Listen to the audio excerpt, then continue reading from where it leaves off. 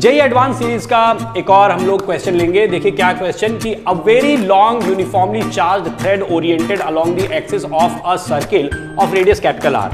तो देखिए भाई ऐसा है, एक तो इसको हम लोग इस तरीके से फिगर से मैं समझाता हूँ आपको। एक थ्रेड है, बहुत बड़ा सा thread,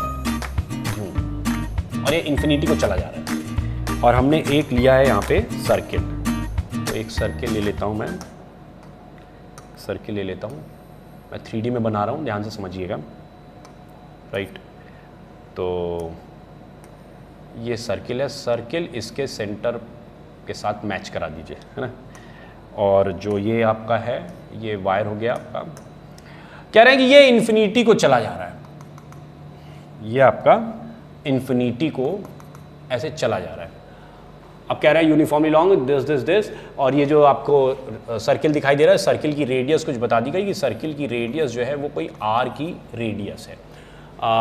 centre this is the charge of the thread per unit length, इसके ऊपर जो पर यूनिट लेंथ का चार्ज है that is given to be lambda. Okay जी, next thing find the flux to the vector D. अब इससे क्या होगा कि ये जो वायर आपको गिवन है, इस वायर की वजह से इससे कितना फ्लक्स इसके एरिया से पास हो रहा है ये आपको निकालना है। अभी हम लोग कैसे निकाल सकते हैं, इसके लिए आपको एक रिजल्ट याद करना पड़ेगा। देखिए जेई एडवांस को के क्वेश्चन करने के लिए जो बेसिक चीज आप ये याद रखिए, बहुत सारे कुछ अच्छे अच्छे रिजल्ट्स होते हैं और उन अच्छे रिजल्ट्स को आपको याद रखना पड़ेगा। देखिए अगर एक इनफाइनाइट वायर गिवन है तो इनफाइनाइट वायर की वजह से कोई आर की डिस्टेंस पे, अगर ये इनफाइनाइट पूरा वायर दिया गया है तो इससे आर की डिस्टेंस पे अगर एक पॉइंट पी लिया जाए तो यहाँ पे जो इलेक्ट्रिक फील्ड इंटेंसिटी आती है that E P is given as lambda upon 2 pi epsilon naught R. ये होता है अगर ये यहाँ से आर की डिस्टेंस पे आपने इसको कंसीडर किया है। राइट, ये होता है जब टोटल इनफाइनाइट वायर दोनों तरफ इन्फिनिटी को जा रहा है वायर। लेकिन अगर आधे पर से इसको काट के हटा दिया जाए और इसको कहते हैं हम लोग सेमी इनफाइनाइट वायर, तो ध्यान रखिएगा अगर एक सेमी इनफाइनाइट वायर मतलब एक तरफ तो इन्फिनिटी को जा रहा है, दूसरी तरफ वो इन्फिनिटी को नहीं जा रहा है, अब यहाँ पे पॉइंट पी कंसीडर किया जाएगा तो इस पी पॉइंट पे आपको इसके दो कंपोनेंट मिलते हैं।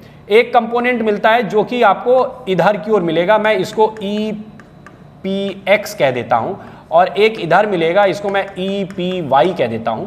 दोनों के मैग्नीट्यूड बराबर होते हैं, दोनों के मैग्नीट्यूड बराबर होते हैं, और इसकी वैल्यू जो आती है, चाहे ई पी एक्स ले लें चाहे ई पी वाई ले लें, उसकी वैल्यू आती है lambda upon 4 pi epsilon naught R. Right, तो इनका जो रिजल्टेंट वैल्यू आएगी वो ऐसे 45 डिग्री पे यूं निकलेगा।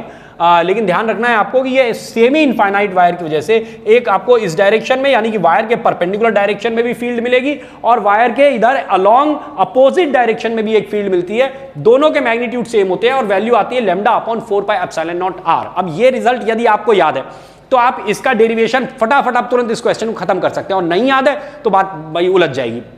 आपसे पूछा जा रहा है कितना फ्लक्स पास करेगा, तो देखिए इस पूरे वायर की वजह से कुछ तो ऐसे परपेंडिकुलर डायरेक्शन में फील्ड लाइंस आएंगी, वो तो इस एरिया को क्रॉस कर नहीं सकती है। कौन सी चीज क्रॉस करेगी? जो चीज क्रॉस करेगी जो ऐसे इसके सरफेस के परपेंडिकुलर डायरेक्शन में कंपोनेंट आएगा, और उसका मैग्नीट्यूड इतना है lambda upon 4 pi epsilon naught R. अब जितना मैं इससे दूर होता चला जाऊंगा, है ना, जितना इतना दूर होता जाऊंगा, मैं एक काम करता हूं, इसको अब मैं स्मॉल आर से रिप्लेस कर रहा हूं। क्यों कर रहा हूं अभी आपको समझ में आएगा।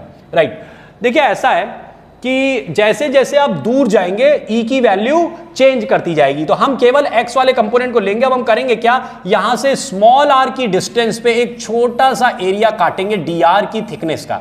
तो आर की रेडियस पे, स्मॉल आर की रेडियस पे डी आर की मैंने एक रिंग सी काट ली। ठीक, तो उस पूरी रिंग के ऊपर वाई का जो इसका एक्स कंपोनेंट आएगा वो इतना ही होगा। राइट, तो मैं एक काम कर सकता हूं, उस रिंग का एरिया ले लूंगा, that D A can be written as 2 pi are into D R. अब उससे जो फ्लक्स पास होगा D phi, that D phi is given as E P X जो था मल्टीप्लाइड बाई जो एरिया आ गया डी ए का।